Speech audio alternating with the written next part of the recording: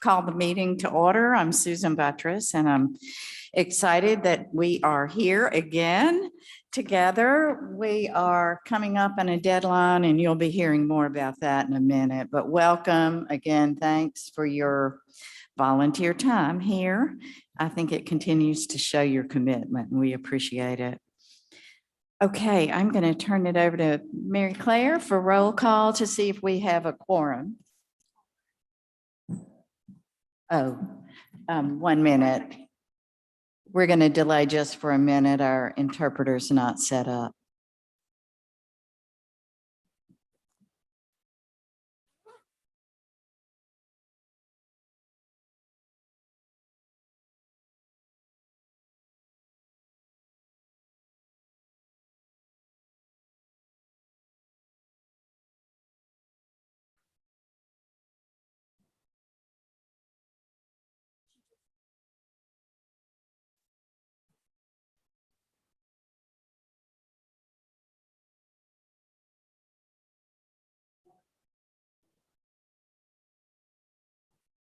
Just give us 1 minute. We're going to get there.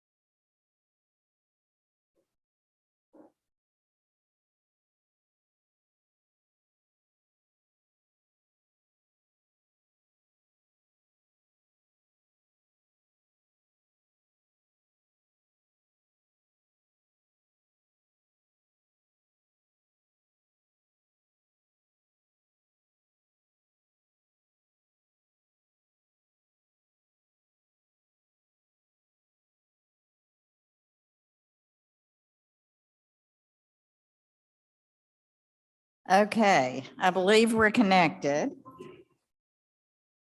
now.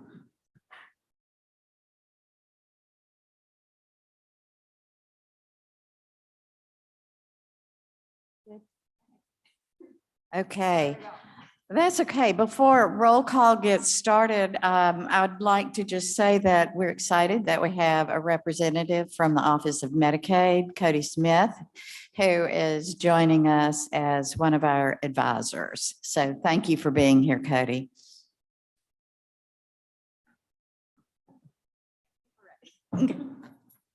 All right, sorry about that. I will do the roll call and y'all just let me know if you're here. Dr. Buttress is here. Representative Richard Bennett. Senator Hobb Bryan. Ms. Kay Carr. Here. Ms. Miranda Carter. Here. Dr. Daniel Edney is here. Representative Kevin Felsher. Here. Dr. Tanya Fitz. Dr. Heather Hanna. Ms. Biz Harris. Dr. Carlin Hennington. Senator Chris Johnson. Ms. Leslie Junkin. Dr. Sophia Leggett, Here. Senator Tyler McCon, Here. Representative Mims is here. Dr. Denise Powell. Representative John Reed. Dr. Courtney Walker. Mr. Keith Van Cannon.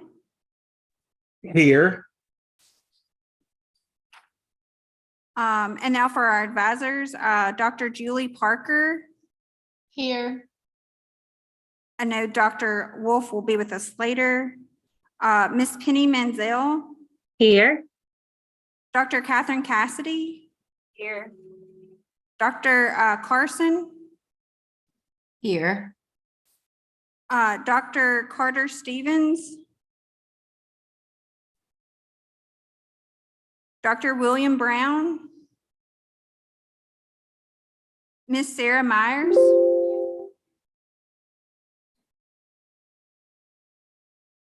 and then we have our interpreters, Linda Robertson and Frances Woodward with us today. And then again, Cody Smith is with us from Medicaid. I know that we have a couple of people who will be checking in late. We do, we were good. Dr. Carlin is here. And I know Biz Harris is planning on joining if she's not here yet, and Dr. Hannah. So we have. I had you already marked you. Okay. Senator Boyd's here. So we do have a quorum, and so we'll go ahead to the minutes. I hope everybody received a copy of the minutes and reviewed them. I'd like to hear a motion for approval of the minutes if there are no corrections. Moved by Senator Boyd. Is there a second? Sarah Myers, all in favor? Please signify by just unmuting and saying aye. Aye. Aye. Aye. Aye. Aye. Okay. Thank you. Any opposition? The minutes stand as approved. Okay.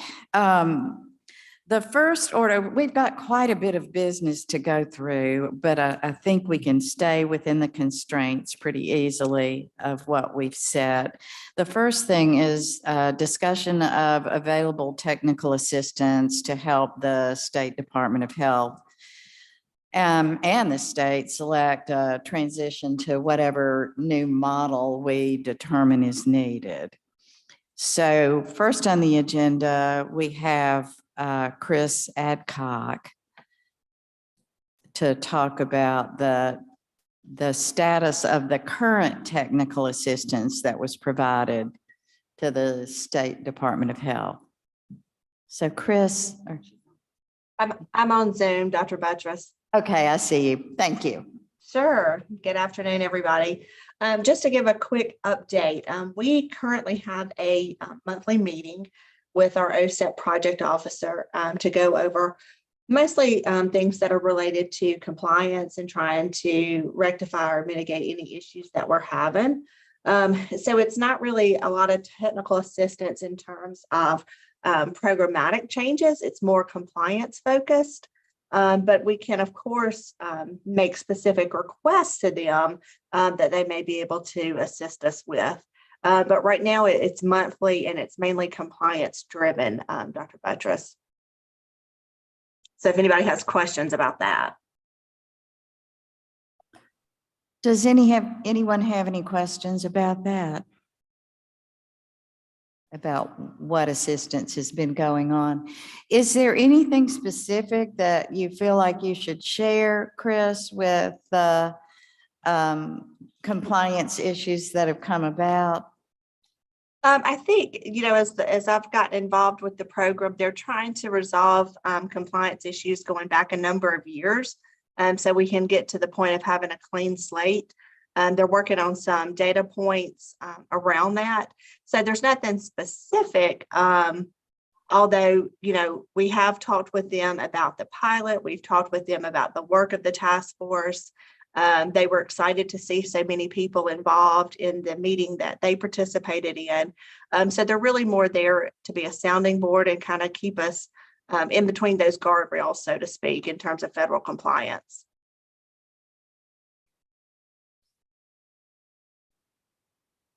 Okay, thank you, Chris. Sure. I think, Biz and Julie, I hope if it's okay, what I may do is, Biz, put you after Dr. Parker, because I think what I've asked Dr. Parker to talk about is some of the technical assistance that has happened in the past that may be beneficial to us in the present. And then, Biz, we can talk about what you perhaps have in line too. So Dr. Parker, do you mind going ahead and talking to us about some of the ECPC and the CSPD work that's been done? Sure. Thank you so much. And Ms. Adcock, thank you for that update too in regard to OSEP. One of the things that I've been having a conversation with Dr. Buttress about is a great amount of work that the ICC, some of the ICC members have been participating in over the course of about the last 6 or 7 years. We had an opportunity to actually receive technical assistance that was focused on the CSPD, which is the Comprehensive System of Personnel Development, with a partnership with UConn. And that partnership allowed us to become a cohort with several other states throughout the nation who were really focused on what we could do to strengthen components within Part C that included providers in early childhood kind of across the board. So the concept of the CSPD, the Comprehensive System of Personnel Development, really is to help states, specifically from a Part C lens, look at building competencies for early childhood professionals, those that are currently working within the context of Part C, specifically like special instructors and service coordinators, and then providers, but then also those individuals who are working in maybe community-based early care and education, also our partners in Part B programming. So we had a very comprehensive team and a very dedicated team that met year after year for about 6 years and pulled together not only an action plan for the CSPD, but also opportunities to really strengthen the competency within our state. And so the CSPD framework looks at 5 specific competencies with an overarching evaluation component. Those competencies include leadership and sustainability, recruitment and retention, personnel standards, pre-service training, in-service training, and then an overarching evaluation component, which actually links all of those others together to look at outcomes for everything.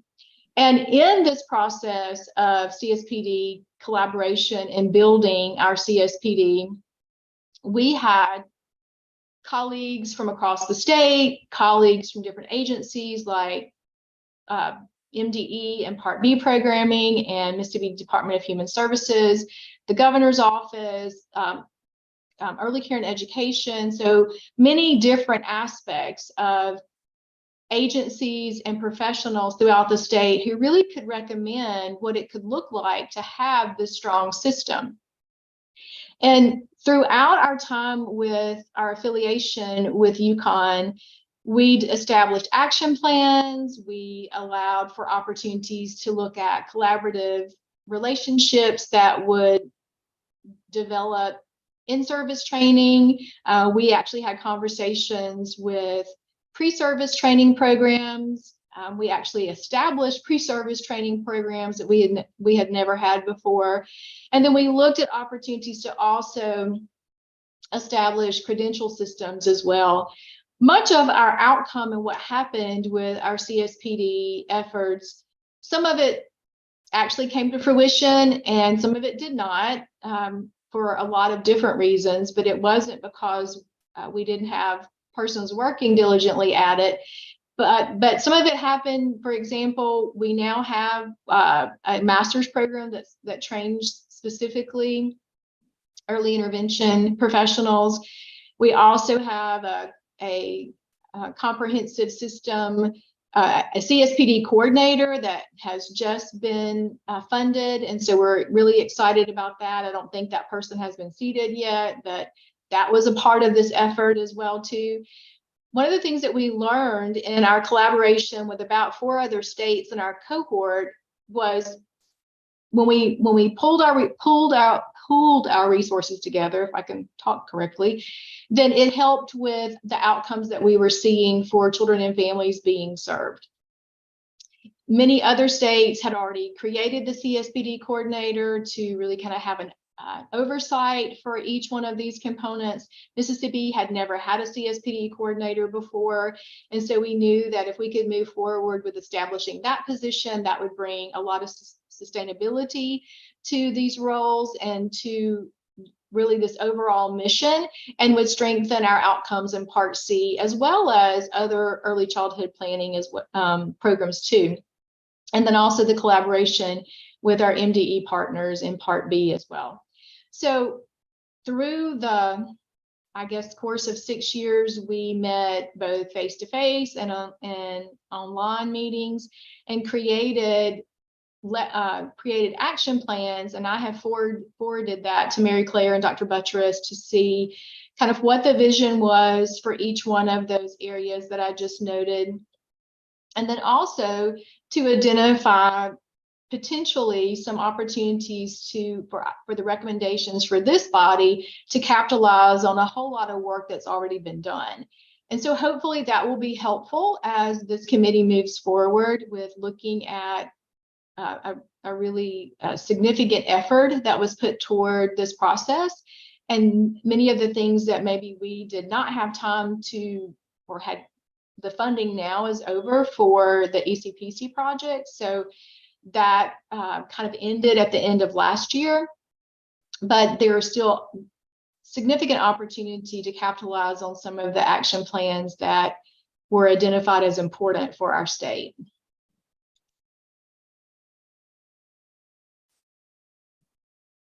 Thank you, Dr. Parker.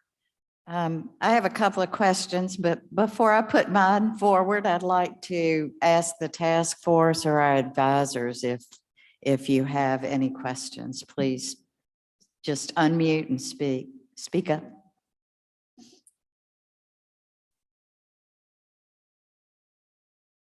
Dr. Parker, this is Biz. Was one of the recommendations, was one of them sort of a hub or a pod model? Yeah, so thank you for that, Biz. No,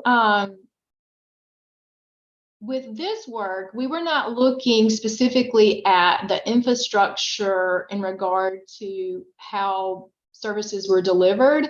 We were looking more so at the competencies of the professionals who were working within the context of the infrastructure. So how could we build? So that's the whole model for CSPD, is really strengthening competencies throughout the whole early childhood spectrum. So it was not really our intention to address the infrastructure of the framework of delivery, but the competencies of the personnel who were working within that framework.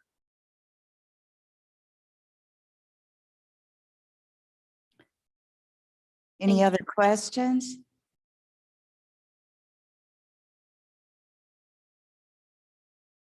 I have a couple. One to Chris Adcock, as I know that you've really, as you've been looking into the services, been trying to review everything that's been available to you. Did you have access to that report that Dr. Parker was just reviewing? Yes, I think I've seen that report that Dr. Parker was reviewing, and also Dr. Parker walked me through. I had my own individual tutorial on some of the credentialing that's available.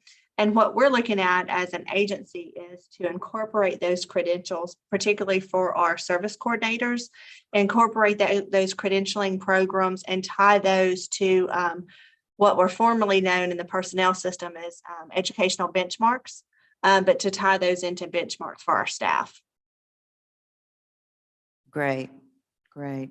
It did look like some really intense work that was done with a lot of good experts. So it's good to hear we're going to use that. Definitely. Dr. Parker, CSPD director, is funded by DHS. Is that correct?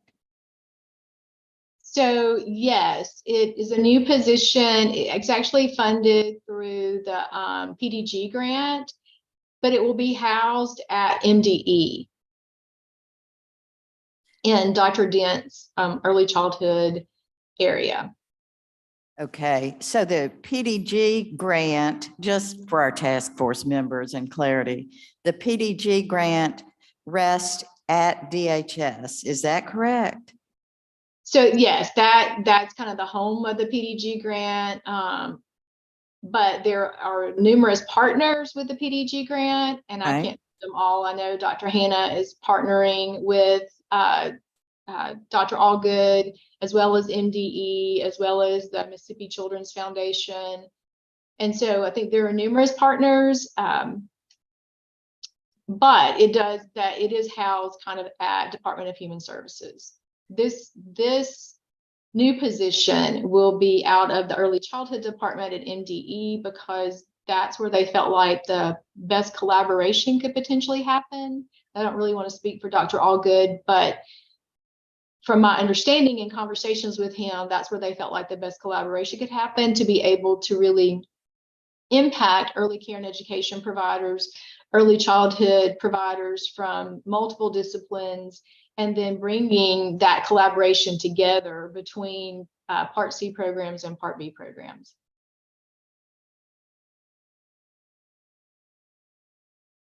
Thank you. Any other questions? I think one thing that it seems as we're moving forward is that there are there seems to be some cross-pollination that I never witnessed as much before between the different state departments. And that is really heartening to see that is happening. And I know Dr. Dent very well, and I know that she would certainly be happy to interface with the Department of Health, especially on our early intervention services as we're moving forward. So, okay. Biz Harris, would you mind going ahead now and talking? They have my name here too, but this is something that Ms. Harris has really been in charge of, and I want to turn it over to her to talk about the potential TA that may be out there for us. Right. Good morning. Thanks, Dr. Buttress. So one of Mela's roles is to really build coalitions. Our main role is to build coalitions that benefit young children. And so we recently gathered a group of advocates and agency leaders from the birth or the prenatal to 3 realm.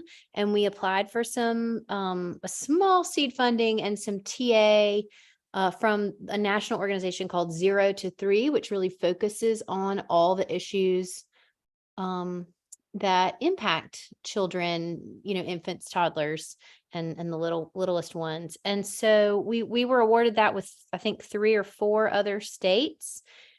We are in the process of really zeroing in on what kind of TA we really want. I mean, I think one of the things that this diverse intersectional in terms of areas of early childhood work came to was the need to really elevate the issues of birth to three, really help our state see that prioritizing policies and programs in terms of, funding them and being aware of the power of those early years, and prioritizing those early years in policy and programs can make a difference. That's one thing we're really thinking about, but we also realize that we have this access and there is a need for, this group has, I'm a part of of our task force, and this group has expressed interest in, some TA, and that's something that 0 to 3 could potentially provide us with, helping potentially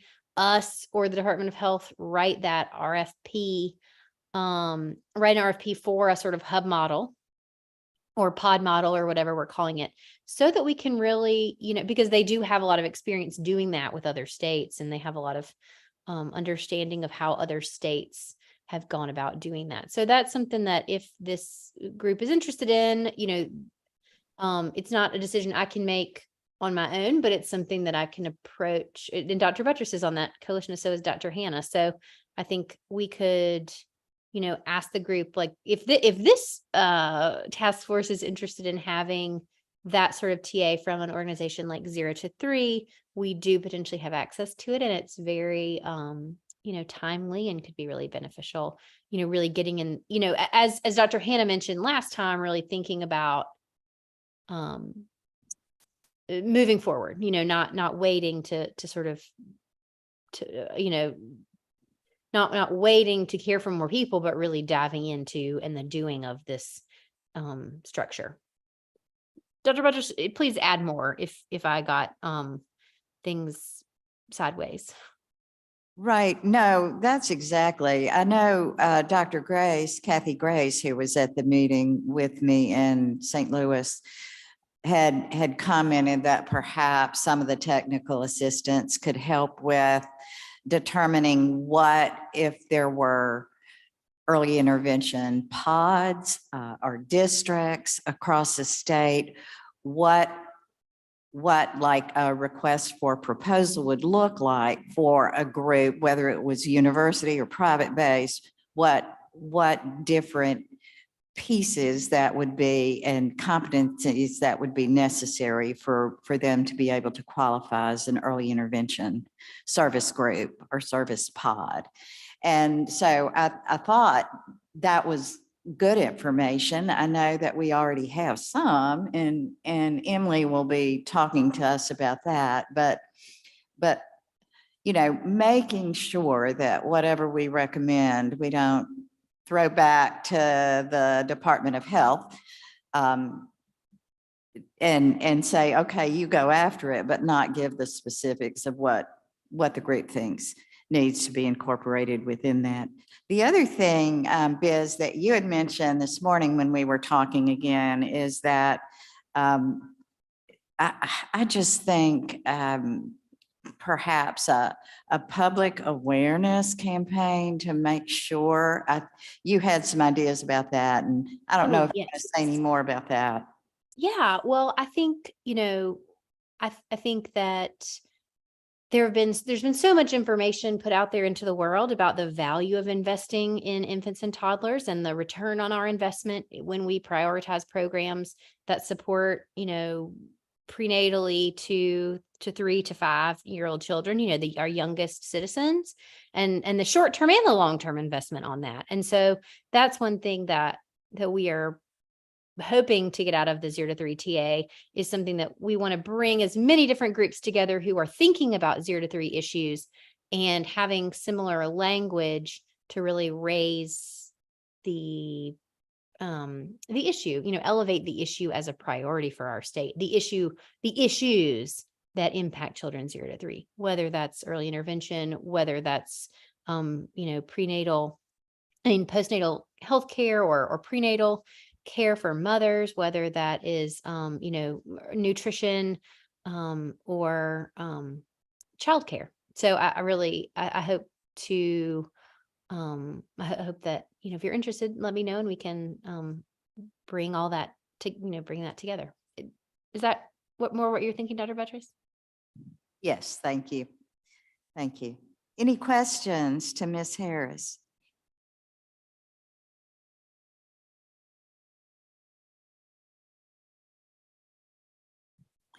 Okay, I will just have a quick comment here. There is some raw data right now out on the 19, I'm really old. The 2022 survey of National Children's Health that just came out.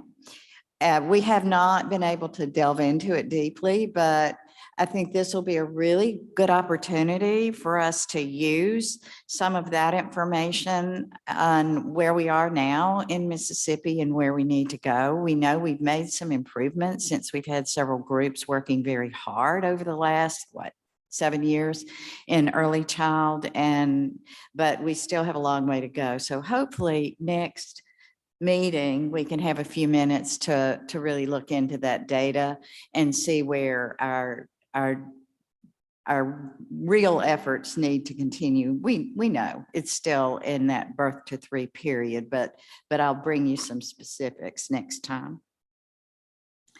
Okay, well then, I think I'm excited about hearing from Emily on the next piece. We're going to be talking about some of the different models. So Emily, I'll turn it over to you. Thanks, Dr. Buttress. As Dr. Buttress said, I'm going to be summarizing the 3 main early intervention service delivery models that can be used to describe the systems in most states. I believe Mary Claire sent out the document that kind of provides some visual graphics to help explain what these models are like. I'll provide a little introduction and background and then walk through that document with you. I originally drafted these categories to capture the 9 states that we researched in depth, including Alabama, Tennessee, West Virginia. But as I've subsequently done a broader review of all 50 states, it seems like these categories can pretty well capture most of the states, although there are some variations. I think one of the things we've learned through these meetings and through research is that states do things very differently. So these categories can provide a general framework of how these systems work and operate, but there's also flexibility and variability within these systems of how they work in reality on the ground. And one final note of clarification, these categorizations and titling of these different models is entirely of my own doing. So states don't themselves, as far as I'm aware of, say that they're semi-centralized or decentralized. These are just terms that hopefully can help us understand and conceptualize how these programs work on the ground. So shifting attention to these sample models, in general, there are 3 major components of what an early intervention service delivery model is comprised of. And those are the processing of referrals, service coordination, and service provision, or providing the developmental therapy itself. I did not include evaluation and assessment as a separate step because in general, this seems to be lumped in with service provision, so that whatever procedures are used for service provision, whether that's in-house or contracted out, tends to be what is also used for those evaluation services. Now, if that's something we want to look into more in depth later, I would be more than happy to do so. And a brief note on the titles of these models. When I say centralized or decentralized, that is to refer to how much control the lead agency has over these different systems. So if the lead agency maintains a lot of control over the service delivery, that's more centralized. Whereas if they delegate more of the control over the service delivery, that is decentralized. And we'll see that as we walk through these models. So the first model is centralized, and that is when the state lead agency office or a contracted referral agency processes the referrals. Then once those referrals are processed, they're sent out to the regional lead agency programs that provide either interim service coordination, as we saw in Alabama, or ongoing service coordination, which is what Mississippi operates under, and also Tennessee. Then contracted agencies and individuals provide developmental therapy, and if necessary, the service coordination. The second model is the semi-centralized model. In this model, the lead agency delegates out more of the service delivery responsibilities to regional point of entry offices, which process the referrals and offer interim service coordination, as in West Virginia, or ongoing coordination, as in North Carolina. Now, depending on the state, these regional offices can include local lead agency offices, local school districts, county health departments, nonprofit organizations, or some kind of combination of these. And then contracted agencies and individuals provide developmental therapy, and if applicable, the service coordination. So the regional point of entry offices are often, but not always, lead agency offices. For one example, in Maryland, the local programs are comprised of school districts, local health departments, and local health and human services departments. Going on to the third model, which is the decentralized model, is where the lead agency gives out pretty much all of the responsibilities of the service delivery to regional organizations, which oversee referral process, service coordination, and developmental therapy. And states that operate under this model include New Mexico, New Hampshire, Rhode Island, and Massachusetts, among others. And depending on the state, these grantees or contracted organizations can include local school districts, local health departments, nonprofit organizations, university-based programs, community boards, or some kind of combination of these. Now, there are some systems that appear to be a blend of what I've deemed the semi-centralized and the decentralized models.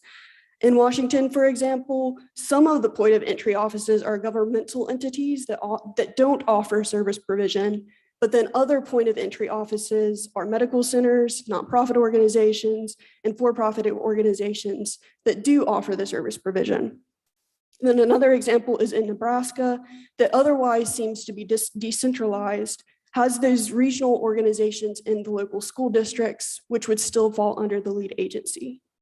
And then lastly, overall, in my estimation and my own categorizing of these different states and their models, there are approximately 10 states operating under the centralized model, 17 both who operate under the semi-centralized and the decentralized, and then about 6 that have a mixture of these different models. And with that, I'll turn it back over to Dr. Buttress. Thank you for your time.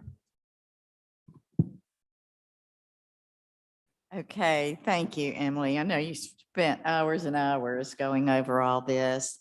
Are there any questions from our advisors or our task force members? I have a question. This is Sarah. Hey, Emily, thank Hey, you for absolutely. that. Okay, I'm trying to look at you and speak in the mic. Okay, so I think if I'm understanding correctly, with the difference between the centralized and the semi-decentralized system is who gets the referral.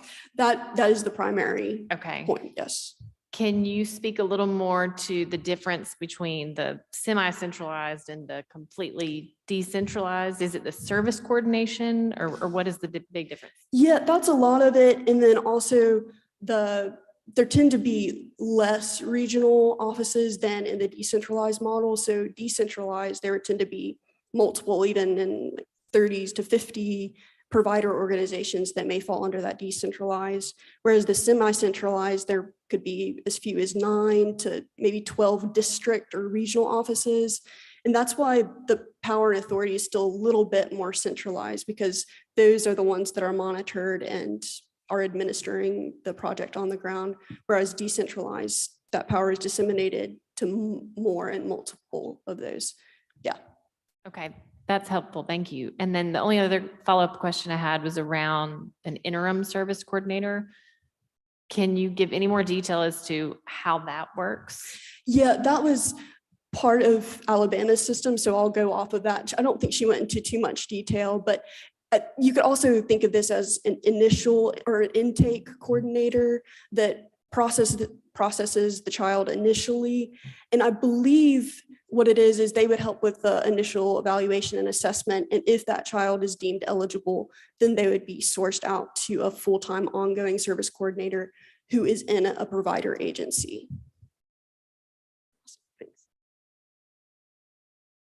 Emily, I'm sorry, Dr. Buttress, this is Julie Parker. I have a couple of questions. So that does track pretty right with Alabama in that I can see where they would have a service coordinator who may do the intake because most of their providers from a developmental therapy perspective are what we call primary service providers. So they actually take on service coordination as well as service provision. So that makes a lot of sense to me from that trajectory.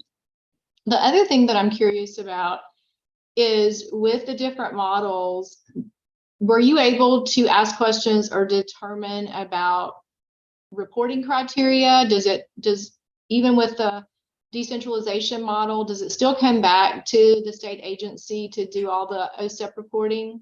Yes, they're always responsible. The lead agency is whatever the model. That's correct. Thank you. You're welcome. Dr. Edney? Right. Thank you, Emily. Very good. Thanks so much.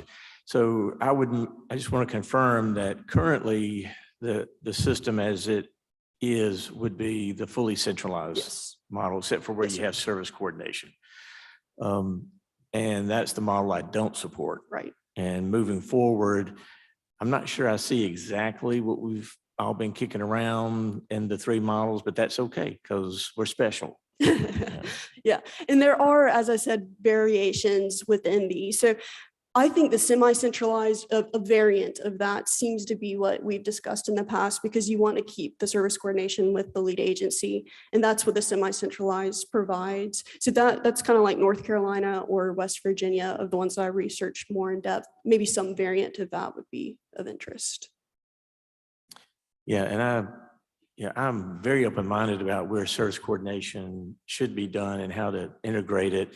The thing I keep in my head is that's going to be a key part of funding, the overall new model, plus the ability for us to pay the match and for Medicaid, which we would want to continue to do. But there are ways, I think there are ways that we can do it better, and having that close relationship with the regional hubs with service coordination will be really important. Yeah, absolutely. Yeah, Dr. Edney, that was one of the areas in which we've talked often about how can we make this sustainable? Because obviously we don't want any recommendation coming out of our task force that's not doable. So with that said, the other issue with case coordination is that often if it's too centralized, that the case coordinator is too distanced from the regular team, the other team members. And so perhaps there's not the connectivity and the understanding of what's going on in that particular community there. So you just said something I was very excited to hear. Would you think it might be workable that you could have a case coordinator stationed, so to speak, in each one of whatever those regional areas are? Absolutely. We're already used to doing that in many of our programs. Mhm. Like we'll have a TB nurse out in the field in such and such district who's reports to the TB program, but she's working in the field with the field staff. I think that would be the best way to do it. And I would hope that they would be so integrated that they would be a full part of the team. And we would handle the administrative component, the billing, and handle the match and all that. But it'd be a really important part of that local team. If y'all think that would work. I'd love to hear from other task force members if you have any thoughts about that or any comments about any other piece of this or questions. Dr. Buttress, this is Julie Parker again. I completely agree with Dr. Edney in that, and I think your statement as well too, in that the service coordination is such a vital component to not only having families really understand the whole process of early intervention, but getting them acclimated to this process of understanding service providers. And I'm curious if even if the service coordinators remain as full-time employees for the Department of Health, could they not be embedded within these agencies from the perspective that that's where they office and they're housed and they communicate with the team on a daily basis? Because, and I don't want to put Sarah on the spot, but Sarah has really great experience with understanding the importance of this. And I do think that to move our model forward, we have to have that synergy between all of those players.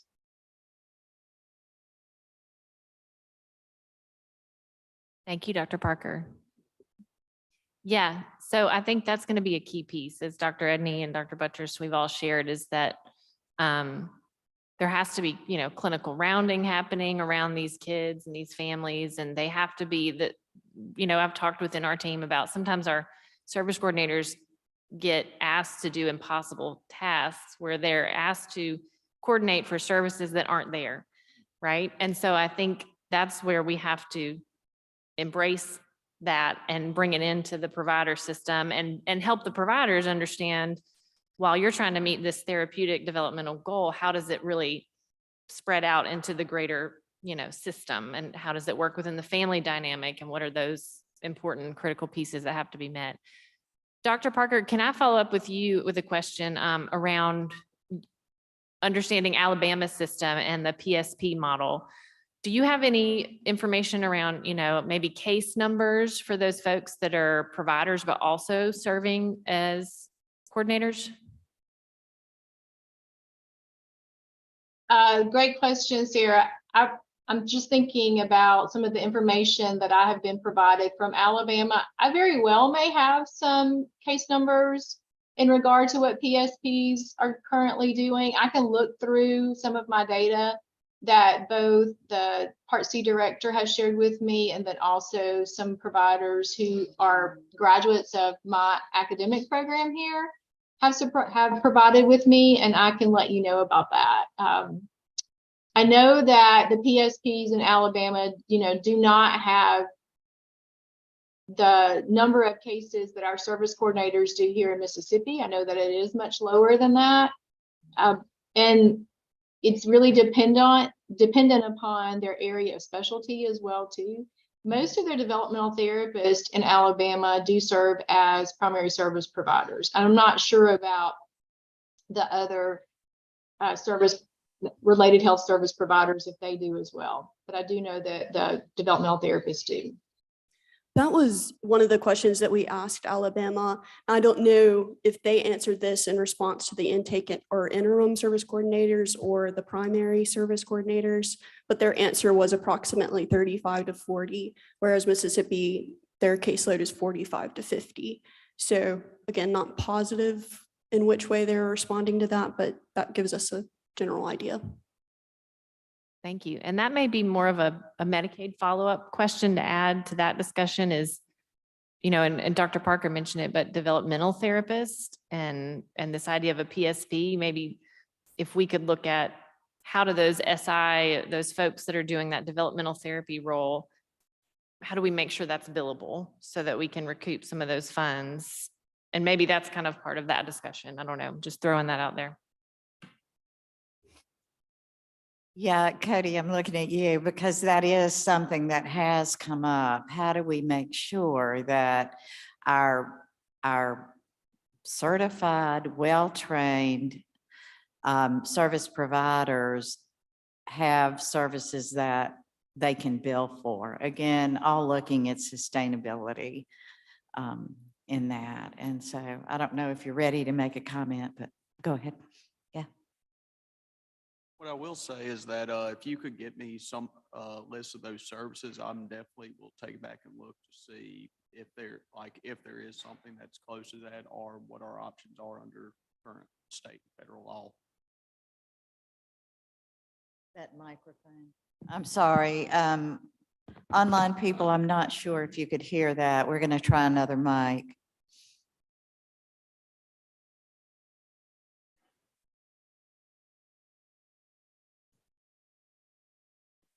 So if you could give me a list of those services, I'll be happy to take that back and we can look and see what we currently cover and what we're currently allowed under state and federal law to cover.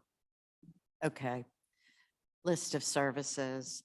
We will get that done. Thank you. Sarah, will you help us with that? And Dr. Parker, I know you will. Any other questions, thoughts before we move on? Hey, You're wel- Emily, this is Kay. I have a question. When you were looking into it, what did they say about the state data system? Like, all I keep thinking is that ensures that the referrals are being received and timely services happen after that referral. So did they mention anything about a state data system? As far as I know, pretty much every state has some form of data system. And from my understanding, it's whoever processes or receives those referrals that are the ones that enter the referrals into that database. So if it's centralized, that would be the state office or the central referral agency. If it's more decentralized or semi-centralized, then those regional offices would be the ones to enter the data into the data system. Thanks for the question.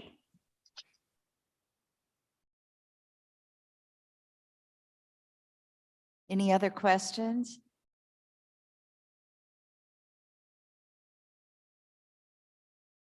Okay, feel free, if you have any that come up after this meeting, you can send them to Mary Claire, me, and Emily, and we will see what we can find out for you. All right.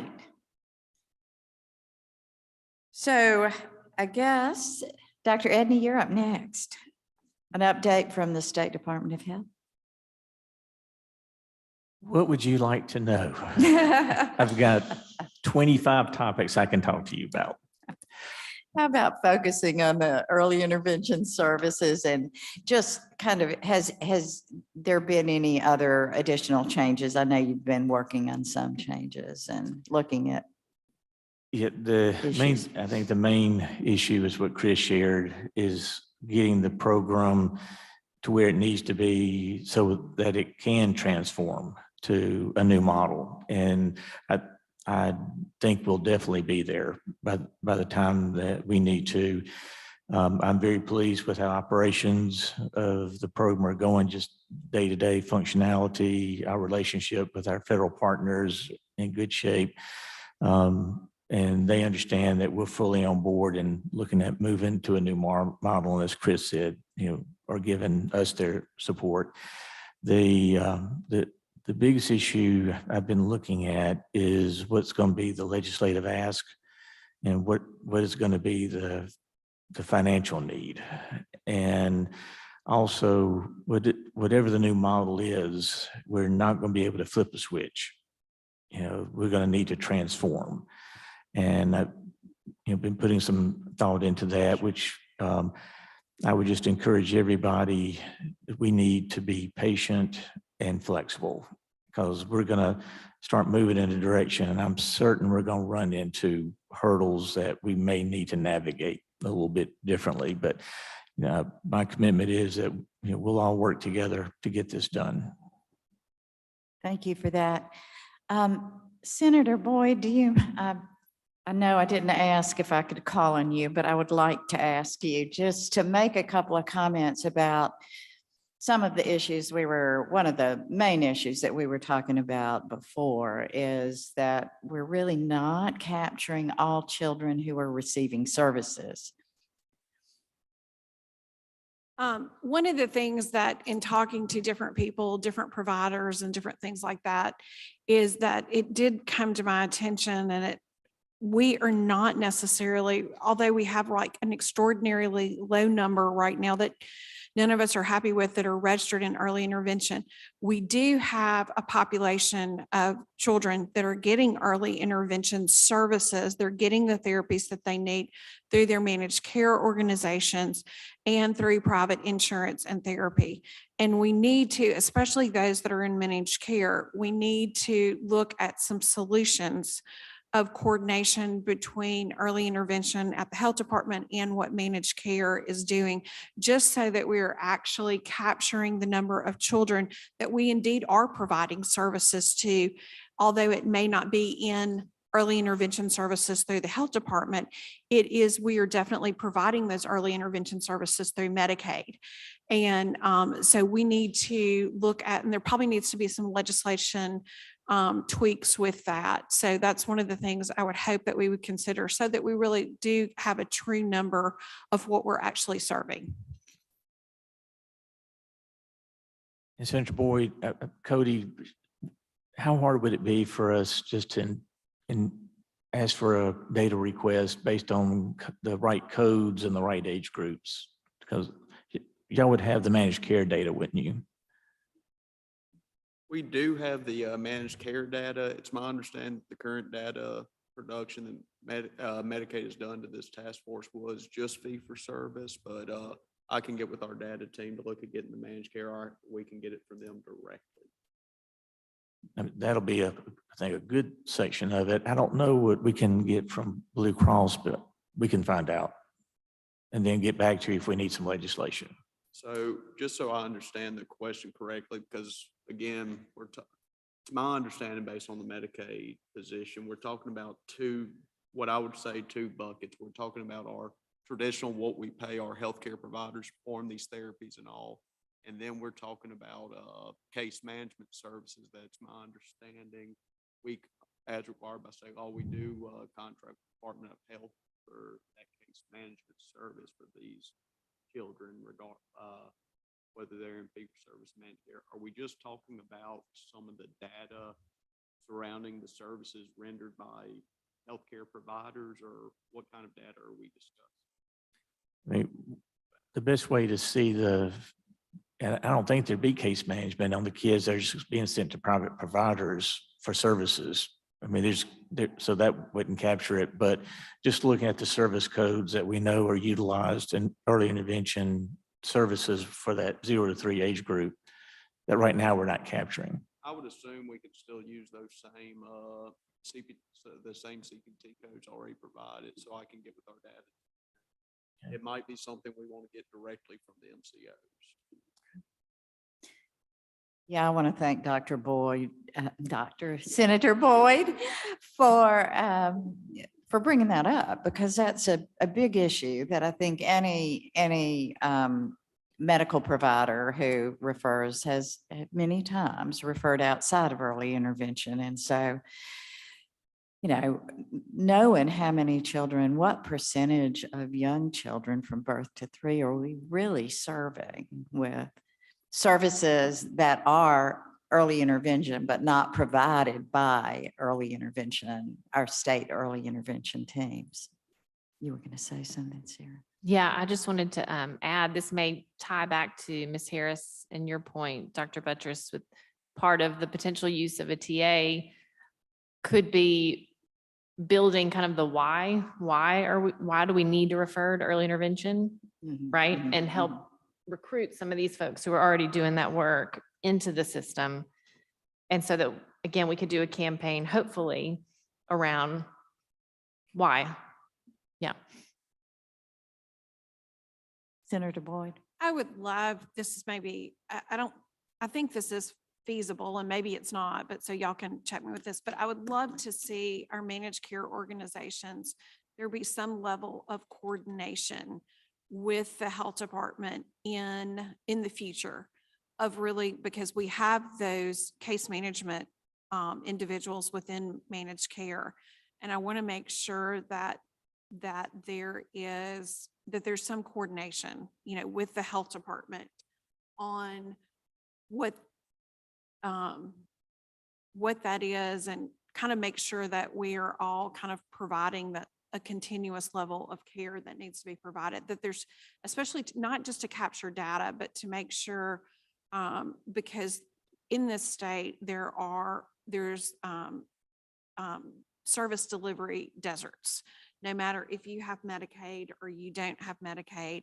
And so a level of coordination, I think if we're really going to put this program where it needs to be, I think probably needs to happen to help in this situation. So if we could, I think we might need a little tweaking within our tech bill or something like that to make sure that there is that coordination there. Thank you. Everybody's nodding. I think we're in agreement there. Okay, I guess we'll move on to the next step, and that's Mary Claire, and talk to us about our report. Okay, I just want to start by saying this is a suggested outline. Nothing about it is set in stone. It's just kind of as we've heard the conversations from you all. It's kind of how we think the report should be set up, but again, definitely needs further discussion and input from the members and advisors of the task force. So we think we should start with a letter from the chair of the task force, which would be Dr. Buttress, but also have a letter from the state health officer. We think that's really important since Dr. Edney and his team they've been so great in helping with us, helping the task force. He's a member of the task force. And so we think it would be a good idea for him also to have a letter in the report. And then we'd have a list of the task force members and advisors. And then we'd have the introduction, which would have the authority, which would have the passage of Senate Bill 2167 and the responsibilities of the task force. We'd have a section on acknowledgement. So this would be where the task force can use this section to thank those who have assisted the task force in its efforts to improve early intervention. And then we would have overview of IDEA Part C, and this would just give a general overview of the federal law, definition of developmental delay under IDEA Part C, because states are allowed to determine its own definition of developmental delay. The child identification process, child find requirements, lead agency appointment and responsibility, IDEA Part C funding, and then the importance of early intervention, which was exactly what Sarah was talking about, is why is early intervention a valuable investment for children, families, each state and the nation. And the Early Childhood Technical Assistance Center has some really good information on this, and I've already pulled it that we can use for the report. So I was glad she mentioned that because I already have it pulled. So because I think that's a really important part. Like, why does it matter? Why should you invest in these children? And then an executive summary, which would just provide a brief overview of Mississippi's program. And this, I haven't really thought much about this section, but it would just provide more information on kind of how we're doing, any issues and concerns. And then also maybe some of the information that the Center for Health Policy gave us on the percentage of the population that could be served. I think that would be a good spot for it in the report. And then we would move on to findings and recommendations. And first, we would just explain the methods and procedures for developing the findings and recommendations. So this would just be the work of the task force. We researched other states, the rankings, data from the Department of Health, testimony, public comments. And then also, I was happy to hear Dr. Parker talked about this, but one part that needs to be in the report is that the task force has worked to complete its responsibilities by building on and aligning with related early intervention work in the state. So this would be the CPSD work, the Thrive Social Services Research Center, the Interagency Coordinating Council, the Early Childhood Advisory Council. All of these organizations have done really great work already and have made really awesome recommendations. So a lot of that can be used in the task force report. And then one area is forward movement of the early intervention services in Mississippi. I feel like that's really been a theme of the task force, that using past experiences, concerns, and issues to move forward and improve all aspects of the program. So I think that's a really good section to have and kind of to highlight what the task force has really tried to focus on. And then we would have a section for findings, which would include a background of each finding and recommended actions for each finding. And some of the areas, these are kind of just areas that I've listed out, but it doesn't have to be the final or anything like that. But needed improvement of the early intervention referral and enrollment processes, additional funding and resources needed to support program improvement, research, planning, and implementation of a different early intervention structure, service delivery model, and billing and reimbursement system, necessary improvement of the recruitment and retention of well-trained early intervention professionals, identification of ways to increase outreach, education, and community awareness for the early intervention program, and then continued improvement of internal operations and management of the early intervention program by the Department of Health. And that's really all I have. I can turn it back over to you.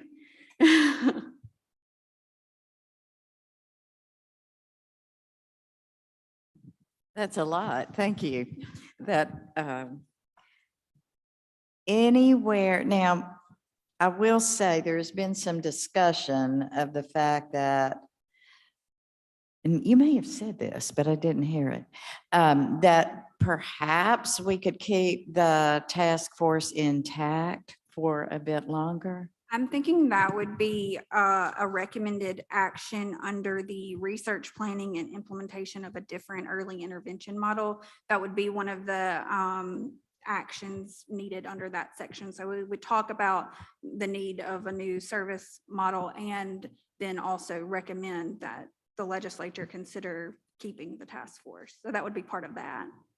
And I hope nobody in the task force is groaning about this, but just thinking that there's been a lot of good energy and knowledge gain, I think, from this task force. And as we think moving ahead, it would be, like Dr. Edney commented, this is not something that is going to just suddenly be top in the nation. We want to be there, but to perhaps continue this group so that we can continue the energy toward making the improvements that we need, not as much to monitor the health department and early intervention, but to work alongside and make sure that, you know, our collective we are giving the support and doing our due diligence to help it move forward. So we would never make the recommendation that we would meet as often, because we know we can't sustain the frequency of meetings like this. But I just wanted to throw that out there, and I'd like to hear from you, members, to see, and advisors, because the advisors have been highly valuable. If you would perhaps be okay with us including that in the recommendations.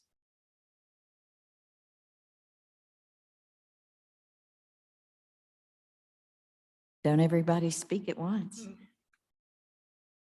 Dr. Buttress, this is Julie. I absolutely agree with you, and I agree with Dr. Edney. I think this is going to be an incremental process of change for our Part C program, and I would hope that we would be able to continue to support the Department of Health and the Part C program as they make some of these changes in ways that they feel really sustainable moving forward, and opportunities to be able to again collectively share knowledge like we've had this opportunity to do.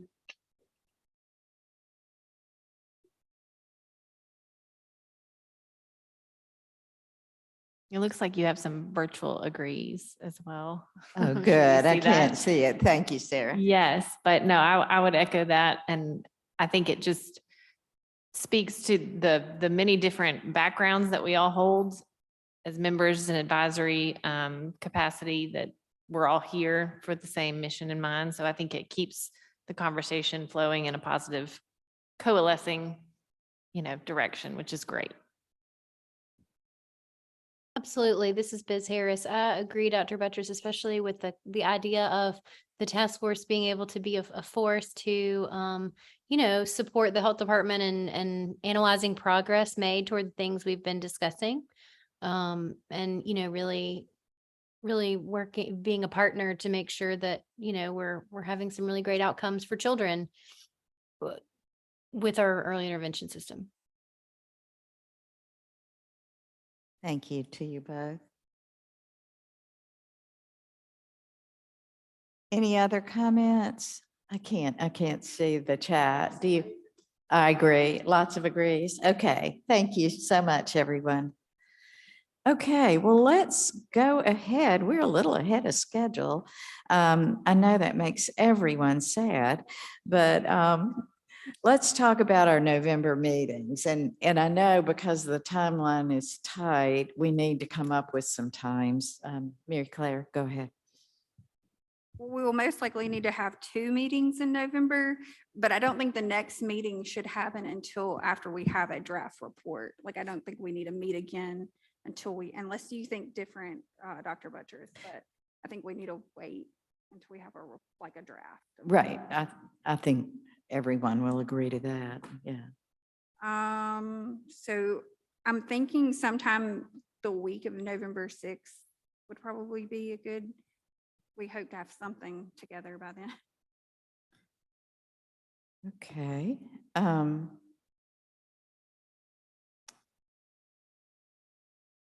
Yeah, I guess, task force members, I am out the 9th and 10th, seeing patients down on the coast. So I could not be available then, but I could the 6th, 7th, or 8th. So.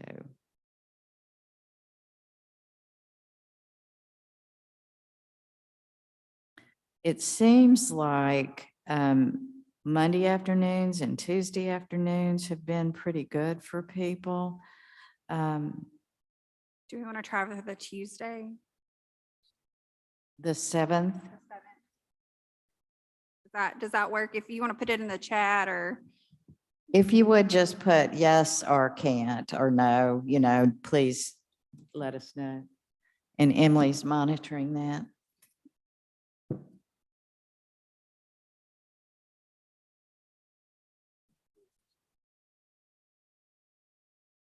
Oh. I wouldn't worry. Okay, maybe that's not, We can always do it the next week. We would just have to have a quick turnaround because the report is due by December 1st.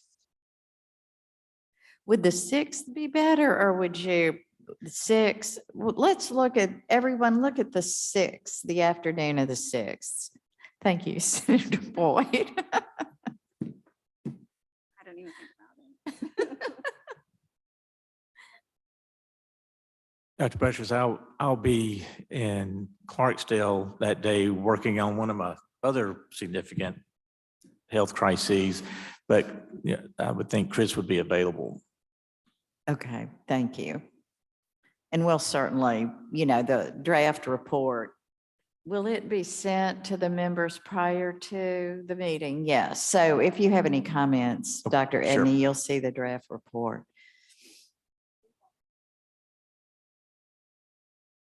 Okay, November 6th, it looks like we have 5 of you who have said, has anybody said they cannot? Not yet. Yeah, we'll do. Yeah, we'll do a 1 o'clock, Dr. Hannah. We need you here. Okay. I will need to make sure this room is available though. That's one thing that we often have to make sure that we can use this room. So I will check on that. Okay. Thank you. Do we need to come up with another meeting time after that right now? I know we can wait. Okay. So let's plan on November the 6th at 1 o'clock and we'll try to keep it to no more than an hour and a half. And if you'll please try hard to take a look at the report before we meet, because the whole purpose of the meeting will be to discuss where we are with it and all. Dr. Edney? Dr. Butcher, I just want to emphasize again the importance of the financial piece. And I think that needs to be a key part of the report because everybody needs to understand there is not enough funding right now, even with the extra $2 million last year that went straight out to providers. So there's not enough funding between the maintenance of state effort and the federal grant to fund what we're looking at. Right. As y'all remember, Alabama is investing 14 million per year versus our 2.8 or right at 3. And that doesn't count the bank to make pay and chase work. So this, and it's not too early to be talking about what numbers we're gonna need to be looking at. Right. And it would be helpful for you and your team to have whatever information you have with some specifics on what it would take. So we definitely understand. I think that's part of the issue about making sure that whatever Medicaid payment can be captured.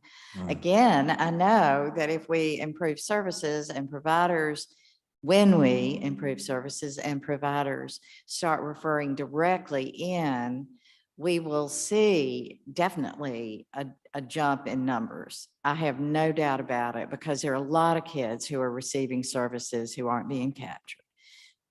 Many of those children have their services being paid for by Medicaid.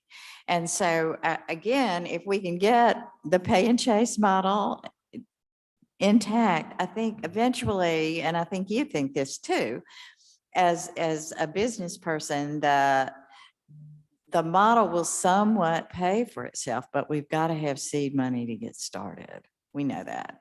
It won't pay for itself completely. Some monies have to go in. But I don't think we're talking about tens of millions of dollars that have to keep coming in, though. If we really serve the children adequately, we need significantly more funding ongoing than what is going in today. And I know everybody, to our legislators, and I know everybody has their hand out. I know everybody's asking for funding, but as Sarah and Biz have mentioned, we have got to get the message out to everyone who cares about the economy of our state. If we don't take good care of our young children, we won't have anybody in the workforce who can do well. We can't start it in community college. We can't start it even in the 3rd grade. We've got to start it from the very beginning. And I'm speaking to the choir. I know. Senator Boyd. I was at a provider in this area this morning, and they actually introduced me to some children that had gotten services way too late. And they are doing their best to remediate those, but there are only certain things that can be done when you see a child way too late. They had younger children that they had captured very early. Those children will go back into the school system requiring no personal aid, just a little bit of pull-out occasionally here and there, whereas the other child will require significant assistance, and they're working and they've made lots of progress, but there's still just a limit. And I know I'm saying this to the choir, but I just saw it this morning of how effective early intervention is, how it saves long-term dollars, because I saw that just with that small capture of kids that I saw this morning. And I realize y'all see it every day. I'm not a provider. I don't see it every day. I know I've seen it personally, but it just was that reminder one more time. And so I think our legislator really understands that, because when we capture these kids in an early intervention, we get them that help. We make them as productive as they can be. Citizens that are working in our economy. When we catch them late, there's always going to be those limitations that they wouldn't have had otherwise. So I think our legislator, and they understand that, what it means economically for the state, and also it's the right thing to do. So I think just continue to tell that message as I saw this morning. Well, it's very easy to demonstrate the return on investment. Very, very easy. But I'm just going to be honest, the state health officer, we do a great job around here in investing way downstream and taking care of all the problems that come up we're talking about getting a significant amount upstream, which will be helpful. But y'all, we gotta own this. We have invested miserably into this program. And I learned a long time ago, you get what you pay for. Yeah. And if we keep investing at the level we have been, we're going to keep getting the same results. So we can put whatever model in place we want to, but without adequate funding, no model's going to work. Absolutely. And then my goal is to get further upstream so that babies are being delivered safely in the right place, so they're less likely to need services. And then even further upstream so that women are getting prenatal care so that those babies in utero are developing in a healthy way, and then get further upstream so that women are healthy before they get pregnant. So you see what my plate is full of. Yeah. But EIP is a big part of it. But the whole picture is important to us at Population Health. Upstream is where the bang for your buck is. Well, if we're going to keep talking about choirs, you're singing my song.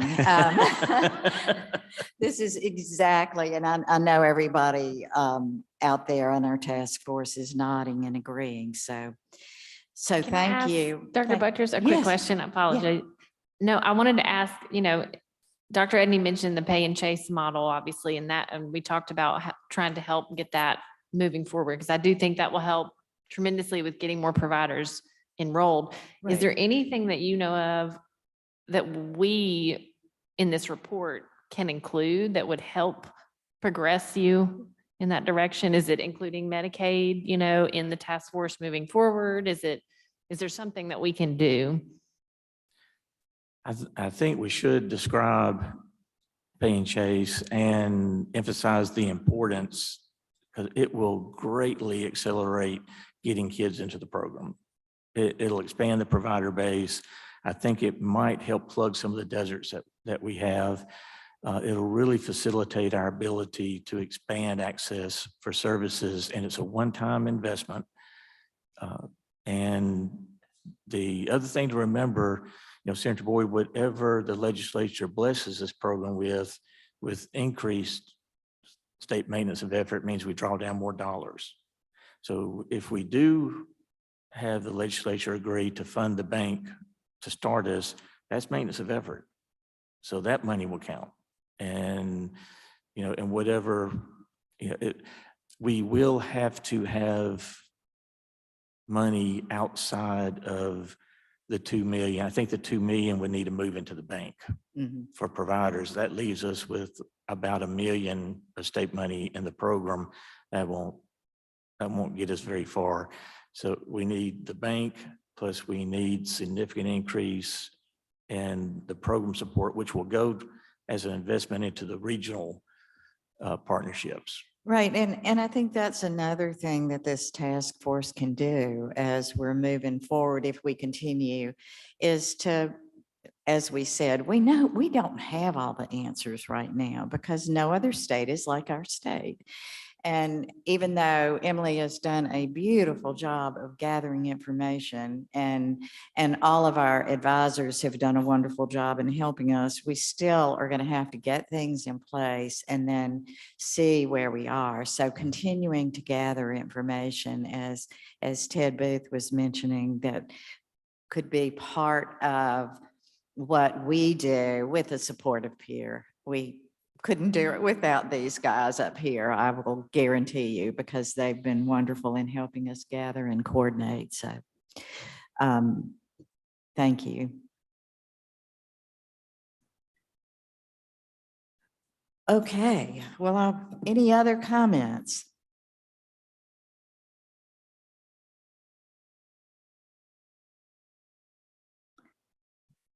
Well, once again, we're going to get to give you a few minutes back to your day. I want to thank everybody. Again, thank you, Cody, for being here, and we hope you'll be here next time when we gather. We'll be working on that financial information, right, hopefully, and be able to bring that back to the table. So thanks, everybody. We will see you on November the 6th, and everyone will go vote on November the 7th. So, thank you. Oh, I guess I need a motion to adjourn. I'm sorry. Is there a motion to adjourn? Senator Boyd, is there a second?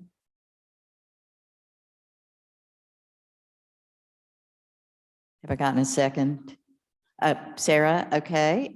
All in favor? All right. Thank you. We are adjourned.